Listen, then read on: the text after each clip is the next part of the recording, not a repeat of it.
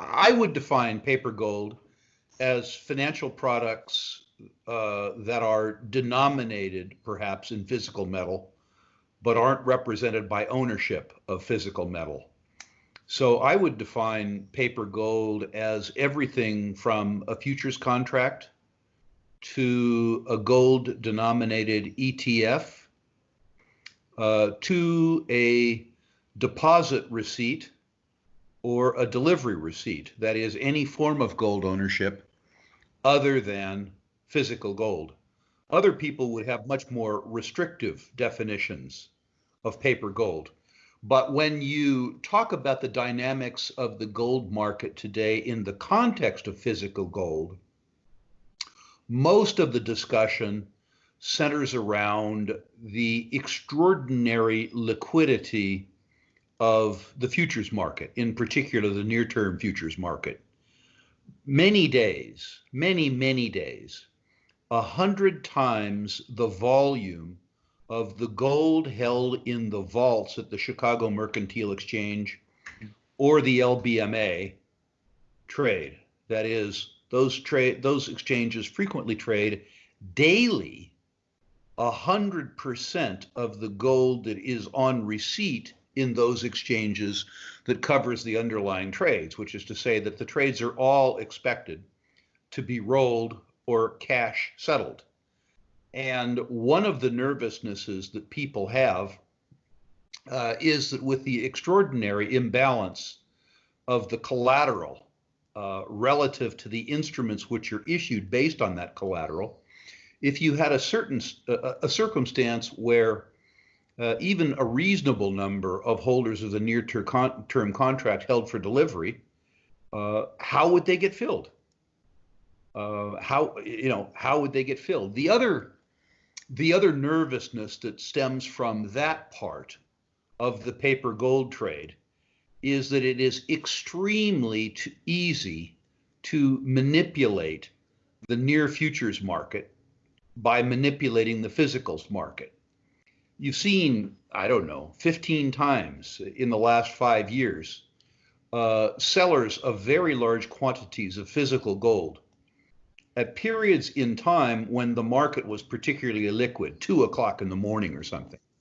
This is obviously not done in an attempt to maximize one's yield on the sale of physical gold. It's done to spoof the paper market.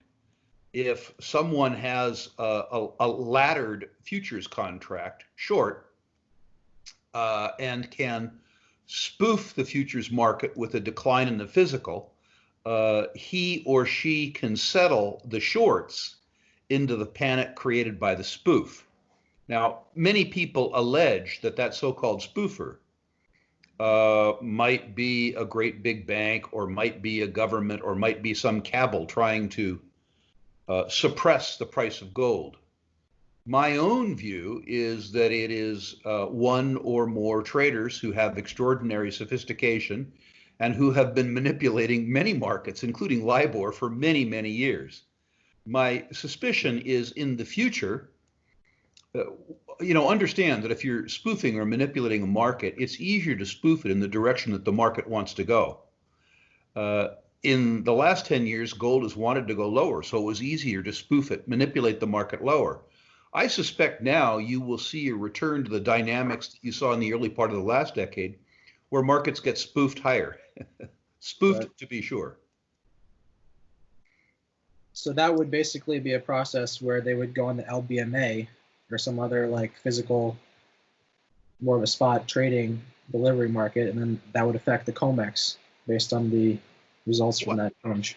What likely would happen, and this is conjecture on my part, I'm not active in the futures markets except occasionally to hedge, but what would happen is somebody would establish a laddered long, that is several expiration dates long, position, and then buy spot aggressively, attempting to spoof the market up away from the London fix. Right. In other words, a mirror of the trade that you've been seeing for the last 10 years. The bigger underlying concern, which is to say that there isn't sufficient metal to collateralize the positions, I think is a very fair criticism. My suspicion is that if you had a circumstance where there was a real imbalance between claims and inventory, that the exchanges would cash settle. In other words, they would say for somebody who wanted gold, sorry, too bad, so sad, here's the cash equivalent, and buy it. Right. There are, of course, other forms of paper gold, Mokata certificates, Perth Mint certificates, in effect, deposit or delivery receipts, the ETFs, including the Granddaddy, GLD, and of course the Sprott physical products, which are exchange traded products, which are in certain circumstances redeemable for physical precious metals. I would suggest that all of the financial products which are denominated in gold, but are not physical gold, in fact, would meet my definition of the phrase paper gold.